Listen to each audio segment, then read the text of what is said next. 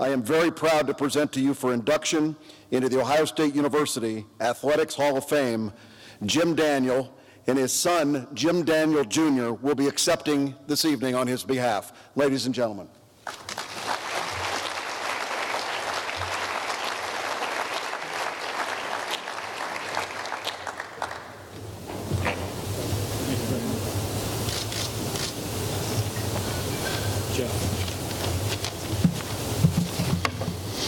Ladies and gentlemen, thank you very much.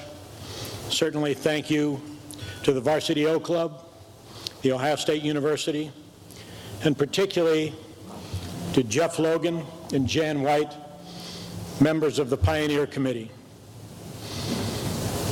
We're talking about a different generation, and so I can't relate to some of the things that the previous members have spoken of.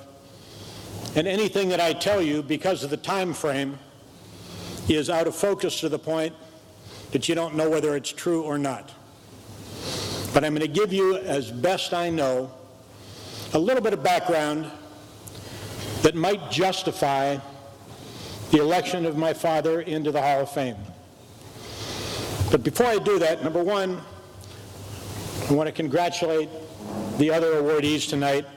I want to recognize my family, sisters and brother-in-laws, nephews, great-grandchild of my father, who came from Denver, from Virginia, from Pittsburgh, from Minneapolis to be here tonight. We recognize the importance of this award. At the same time, I know that there's at least 2 Marines here. I saw a major and a sergeant. We would like to thank you for all that you're doing to make this all possible for us.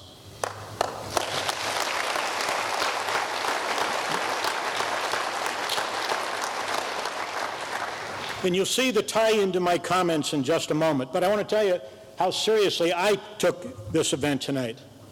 As I was dressing, putting on my blue suit, which I haven't put on in quite a while, I went to put on one of my favorite ties. It was a yellow tie with blue golden retrievers on it. And I thought to myself, can't wear that tonight.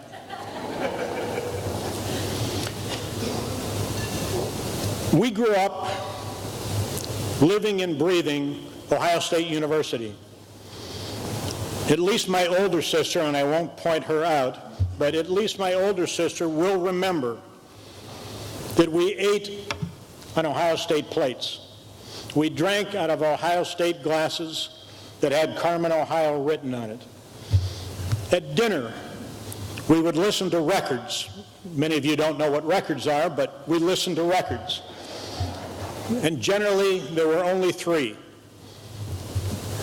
Victory at Sea, The Sound of Music, and the Ohio State Marching Band. We lived, died, and identified with Ohio State. My father particularly identified with Ohio State. Jeff introduced me as Jim Daniell Jr. That really isn't my name. My name is son of former Ohio State All-American. I can't tell you how many times I heard that, and I was equally proud every time I heard it. I do have to point out, coming shortly, Scooney Penn is going to get an award. And I've mentioned to him before, there's a good news, bad news story to Scooney. Over the course of time, I became at least acquainted with Bobby Knight. We talked basketball. Bobby invited me to Bloomington for a basketball game. Scooney sunk a three-pointer in the last 24 seconds. Bobby never invited me back. The reason this came about, at a dinner that was chaired by Jeff Logan for the Columbus National Football Hall of Fame, each of us got up and spoke for just a few moments and identified where we had played college football. And when I got up, I pointed out that I think that my father and his brother are the only 2 brothers in the National Football Hall of Fame. To Jeff's credit, X numbers of years later, as part of the Pioneer Committee with Jan White, he called me and said, "You know, I have a question for you.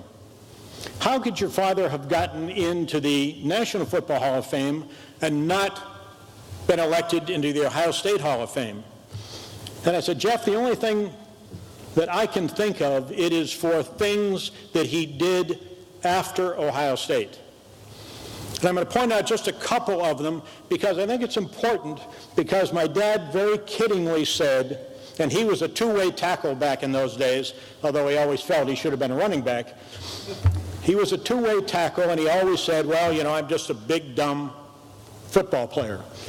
Well, the honest-to-goodness truth is, over the years, he proved he was more than that. He graduated from Ohio State in 1941. He entered the service, joined the Navy, got into a program called the V5 program, went to Great Lakes Naval Training Station as an E8, and my sergeant friend in the Marine Corps will recognize that. He ran boots through boot camp during the day and played for Paul Brown on the Great Lakes Blue Jackets football team, which played a national college football schedule. After X numbers of months at Great Lakes, he was commissioned, went overseas, was on 2 destroyers in the South Pacific, both of which were sunk. At the Battle of Okinawa, his ship, the USS Hadley, shot down 24 enemy planes, the most shot down by a single ship in a single battle. He was the anti-aircraft gunnery officer, won the Silver Star, and the award read, "Cool and Capable Under Fire." He attributes being cool and capable under fire to the pressures he felt playing football at Ohio State. The captain of that ship called him before him at some point in time, and as he was probably chewing him out for something he had done wrong, he stopped for a minute and said, "Lieutenant Daniell, this doesn't seem to be fazing you."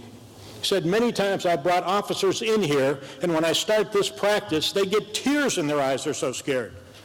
He said, "Captain, I say this with all respect. I played for Paul Brown at Ohio State. I've been chewed out by professionals." A couple of things he did later in life after his Ohio State career. In Tom Peters' In Search of Excellence, there was a chapter devoted to a strike that my father helped resolve at the steel company that he was president of in Owensboro, Kentucky. Very adversarial relationship with the union. He called them together and said, "For the next month, we're going to pay you in $2 bills. Everybody in this plant will be paid in $2 bills. You sit back at the end of the month and you see where these $2 bills have gone throughout the community, and you tell me if you still want to strike." Now, he was very fortunate because he had some assistance in resolving that strike.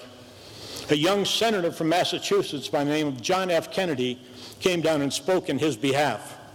So it turns out President Kennedy was one of the 5 presidents my father got to know. The other thing he did of some consequence, as Vice President of Marketing for North American Rockwell, he and former Governor Claude Kirk of Florida had the responsibility to sell the concept of the B-1 supersonic bomber to Congress.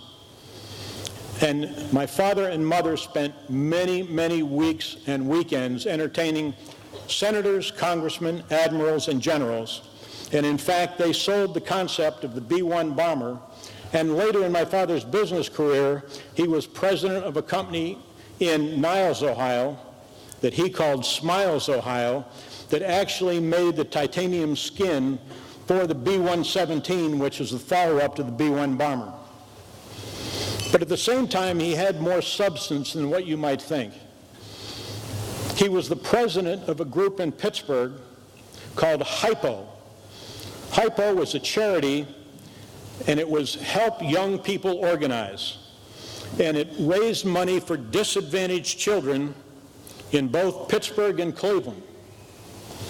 But they had an issue as to how to come up with a new concept to raise money, because obviously there were lots of charities doing things similar to that.